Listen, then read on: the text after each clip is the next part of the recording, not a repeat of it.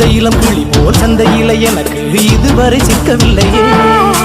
என் அழகை ரசிக்க என் நெருப்பை அணைக்க இளைஞனும் கிட்டவில்லையே.